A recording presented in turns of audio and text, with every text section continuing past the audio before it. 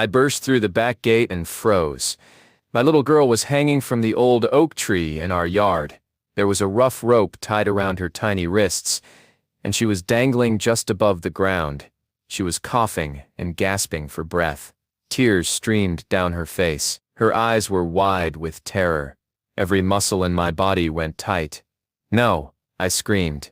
"No, no, no. This can't be happening."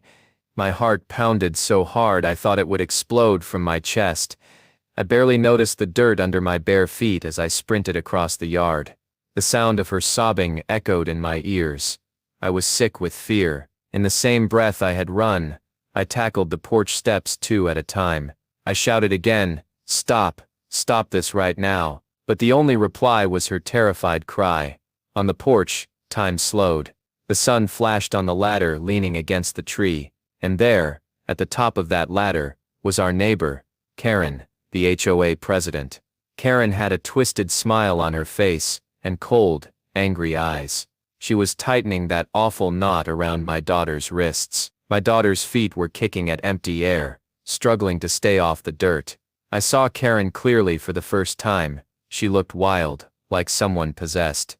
This was the woman who wanted nothing to do with us a week ago. Now she was up in that tree, trying to hurt my baby.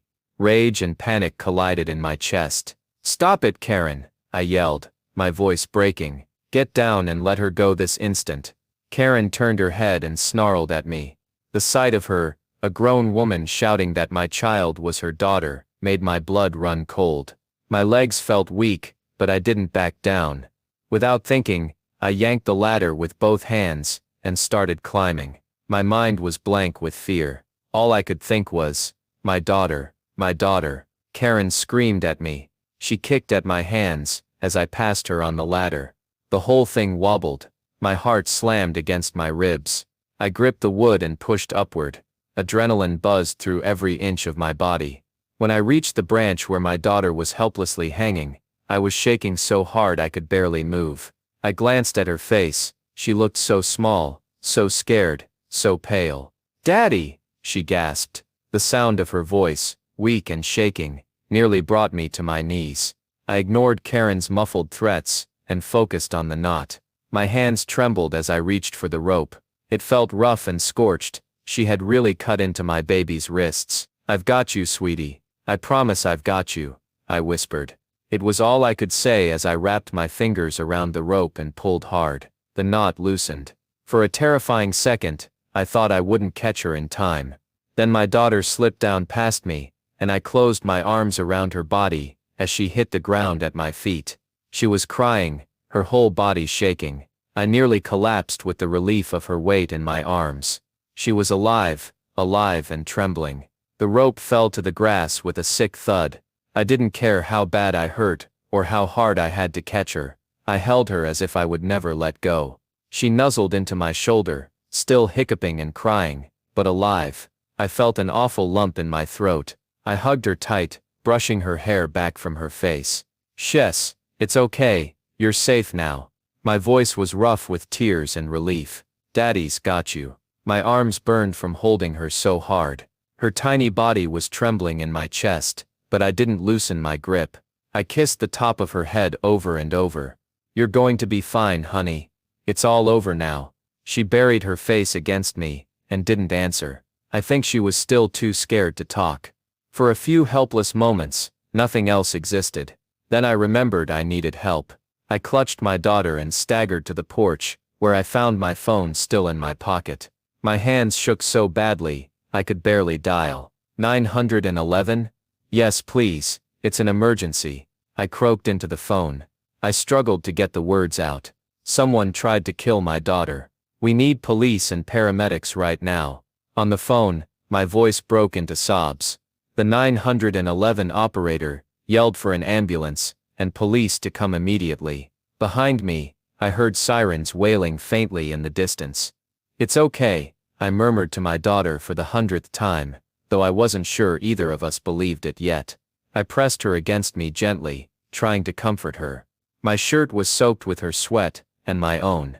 By the time we heard the car door slam, a small crowd of neighbors had gathered at our fence, cameras out and whispering. I didn't care. All I saw was my daughter in my arms, her little face streaked with tears, and I felt a wave of guilt crash over me. I was a cop. I could normally stay calm and in control, but in that moment, I was just her daddy, and I had almost lost her. The police and paramedics flooded our yard within seconds. My heart pounded as my daughter was gently lifted onto a stretcher. 2 medics surrounded her, checking for injuries. "Ma'am?" one paramedic asked my daughter softly, as they put a small oxygen mask over her mouth. She clung to me, trembling, but she didn't scream. Another paramedic saw my badge. I'd torn open my shirt in the chaos, and the word commissioner was visible on the collar. He looked up at me. "Sir, are you all right?" I shook my head. "Just get her to safety," I managed to whisper. In the ambulance, I knelt by my daughter's side. The medics strapped her in, and continued treatment. One gave her a warm blanket. I took her hand, which was tiny in mine, and forced myself to breathe. "You're okay now, sweetheart," I told her softly. "I'm right here." She didn't say anything. She just laid her head on the pillow, and stared at the ceiling. Her breathing was still uneven. In the back of the ambulance, lights flashed on the ceiling. I watched paramedics press an oxygen mask gently over her face. They were muttering about a rope burn on her wrist. The tight knot had left the skin cut, and bleeding a little. She whimpered quietly each time they repositioned her arm to check. I felt sick inside. All from a rope, I thought. How could someone do that? One paramedic looked at me, eyes full of sympathy. "Sir, we're going to the hospital. Hang in there." I nodded, unable to speak. The minutes to the hospital felt like hours. I kept my daughter's hand in mine the entire ride, her fingers cold against my palm. When we arrived at the ER, the doctors and nurses swarmed around. They quickly took her to a trauma room. "Come on, Daddy," I heard one of them say as they ushered us in. They ran tests. Someone even took X-rays to be sure. After what felt like forever, a doctor came out. She was a young woman with kind eyes. "She's okay, physically," the doctor said, relief in her voice. "Just rope burns on her wrists, and a bruise on her cheek. No fractures or anything more serious. She just needs rest and maybe a few stitches." I nodded, blinking back tears. She said okay. They must have seen how badly I held it together just now.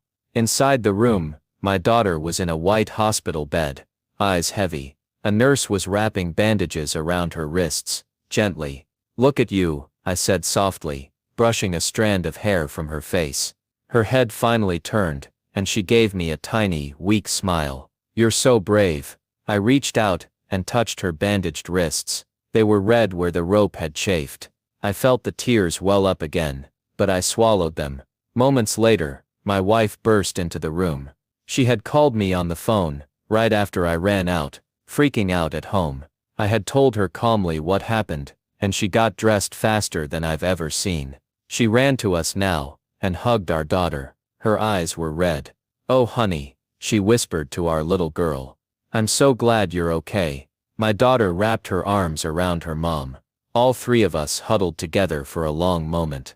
The nurse was kind enough to give us a few minutes alone. We sank into the chairs beside the bed. I took a deep breath, and finally spoke. "She's going to be fine," I said, mostly to convince myself. My voice shook. My wife stroked our daughter's hair. "She is. She's a fighter," she said, and both our eyes met with silent thankfulness.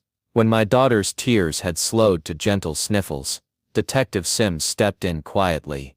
He was an older cop who had taken the 911 call. Seeing me, his face went pale. "Are you okay, man?" he asked softly. "We're going to need your statement once she's in stable condition." I nodded, trying to focus. "Right," I said, "whatever you need." But Sims just looked at me, saw my bloody shirt and crumpled jeans. "You should be out there with her, not here answering questions," he said gently. I shook my head. "No, I'll do it, call it in," I muttered. "I want every detail, written down." As Sims left to do paperwork, I sat back down. My daughter was dozing now, exhausted. The doctor had said she just needed rest. I covered her with a blanket, and took her hand. "I'm here, sweetie," I said again, kissing her forehead. I promise. That night in the hospital, my wife and I took turns sitting by her. We whispered stories and held her hand until she finally slept. Every time she flinched or whined, I'd wake and brush her hair gently, murmuring that she was safe. Outside the room, reality was still spinning. We heard on the nurse's radio that Karen, our HOA president, was under arrest a block away. Police said the neighbors' surveillance cameras had caught the whole thing on video. Other neighbors had come forward with evidence. One young teen had filmed the incident on his phone, even before the cops arrived. In one of those neighbors' backyard videos, it showed Karen tightening the rope on my daughter's wrists. It was all clear proof.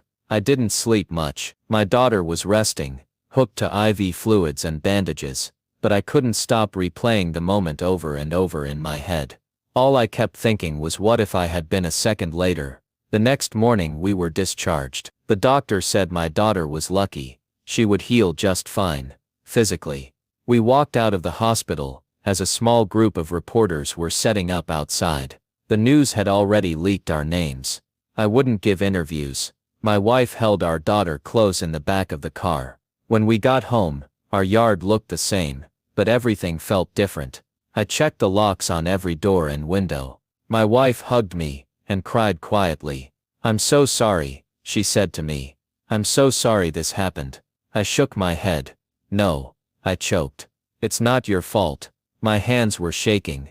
I should have been here. But I knew even then that nothing could have stopped Karen, except me being lucky enough to see it. I held my daughter and promised myself I would never leave her side again.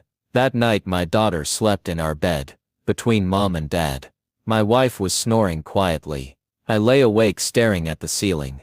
Every creak of the house made me bolt upright. Every shadow felt like someone standing over her. I reached over and took my daughter's hand as she slept. "I will keep you safe," I thought. "I promise." A week later, I found myself walking into the courthouse. Our story was all over the local news, but I still kept my head down. I wore a simple jacket and jeans. No need to draw attention. I didn't care about my rank now. I was just a father. My wife stayed home with our daughter. I told her I wanted to do this alone, for our girl. Inside, reporters crowded the hallway. I slipped through, ignoring them. Upstairs they had brought Karen in on a gurney. She still had bandages on her wrists, and looked haggard. On her hospital gown, I could see the cuffs on her wrists. My stomach churned when I saw her. This monster, sitting meekly in front of all those cameras and lawyers. I looked down at the table in front of me. I could feel my hands clench into fists. The judge entered, and the hearing began.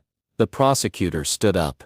"Your Honor, the defendant is charged with attempted murder of a minor, assault and child endangerment," he said calmly. "We have multiple witnesses, security footage, and the child's father here to testify." Karen's attorney stood next. He looked right at me. "Your Honor," he said smoothly, "my client, Miss Karen Peterson, has no prior record. On the night in question, she mistakenly believed the child was in danger. She was only trying to help. We request a modest bail so she can get psychiatric help." I felt a chill. "Help?" I seethed silently. My turn came. I stood slowly. I cleared my throat so the judge could hear me. "Your Honor," I began, my voice breaking a little. "This woman almost killed my daughter. I watched it happen. My little girl was dangling from a tree by a rope around her wrists. I thought I was about to lose her. Every second was a nightmare." My voice cracked. I was shaking so badly I had to steady my hands on the table. She hung there. Her life in that moment hung by a thread. "I thought she was dead," I said, fighting back tears. I looked at the prosecutor on one side, and the judge on the other. We walked into our own yard that night. We had no idea an attack was coming. There was nothing to indicate danger, just Karen and her anger. I said the words loud now. This was attempted murder. She knew exactly what she was doing. The defense attorney jumped up then. "Objection," he said loudly. The judge asked the attorney to speak. The lawyer paced a little in front of me. "Your Honor," he says, "she knew what she was doing. That is an opinion, and it's not proven. Karen had never harmed anyone before. My client has been devastated by these accusations. She is remorseful." I felt burning rage at that. Remorseful? Look at your daughter's wrists, you lying lawyer. But I stayed silent, listening. The prosecutor called a court technician. A surveillance video was played. On the screen we all watched. My own yard. An eerie silence on the video. Then Karen climbed the tree and turned toward the camera, tightening the rope around my daughter's hands. My daughter was crying in real life. On tape she just hung limply. In the video Karen's face twisted in a sneer as she worked the knot. Even Karen looked away from the screen. The judge turned to me. "Is there anything you'd like to add, Mr. Patterson?" he asked kindly. I took a deep breath. I looked across the courtroom at my wife, then at my daughter's empty car seat, and then back at Karen's face. "Yes, Your Honor," I said softly but firmly. "I want you to think about the worst thing you can imagine, losing someone you love. My daughter is the bravest, kindest little girl. She's disabled, and she has enough struggles in life. On that night she was helpless. Karen didn't care. She didn't cry. She had my little girl in her hands. All I ask is that you see it for what it is, a truly evil thing that cannot go unpunished." My voice broke on evil. I wiped at my eyes. A moment of silence passed. Then the bail hearing was over. The judge announced his decision. Bail denied. I felt relief flood me, stronger than I'd felt in days. Karen would stay in custody. The courtroom emptied. Outside reporters shouted questions. I only had eyes for the woman that mattered most. When I got home that night, I finally exhaled. My daughter was safe in her bed, sleeping with her stuffed bunny clutched tight. I sat beside her, gently stroking her hair. "Papa," she mumbled with a half smile in her sleep. I kissed her forehead. "We're okay, my baby," I whispered. "We're okay." Months passed. Every day my daughter grew stronger. She began to sleep through the night again, and even went back to school. Slowly the nightmares lessened. Each morning I hugged her before she climbed out of bed. She'd look up at me with those bright eyes and say, "I love you, Daddy," and I still couldn't believe how lucky we were. In the meantime, the legal case moved forward. The trial date was set. Walking into the courtroom for the trial felt different. This time, all I could see was my daughter in her tiny chair in the audience. She held her stuffed bunny in her lap and tucked her feet under. She was watching the whole thing. The prosecutor presented every piece of evidence like the pieces of a puzzle. The rope with Karen's fingerprints,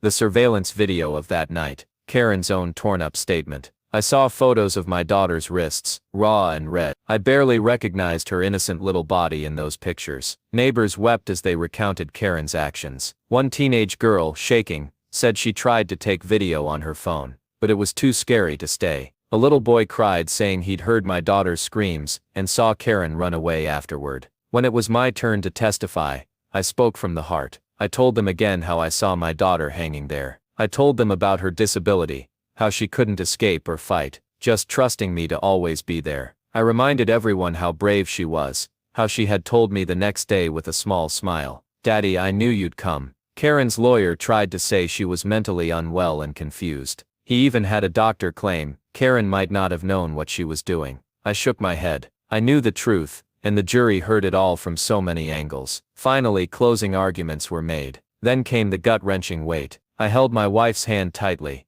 She closed her eyes, tears streaming down her cheeks. My daughter sat beside her, clutching her bunny, looking frightened but hopeful. When the jury filed back in, I couldn't breathe. The foreman stood up. "We find the defendant guilty on all counts," he said in a steady voice. My legs felt weak. The courtroom echoed with gasps. Karen started crying, like a frightened child. After a short recess, the judge announced the sentence. Karen Peterson was sentenced to 25 years in prison for attempted murder and child endangerment. 25 years. I felt every muscle relax. Justice was finally served. Outside the courtroom, reporters were waiting again. A cameraman turned to me. "Can we get a comment?" I turned and walked away without a word. In the distance, my daughter saw me. She smiled a tired but real smile, and gave a small wave with her mom. I had nothing to say to the cameras. Everything important had been said in there.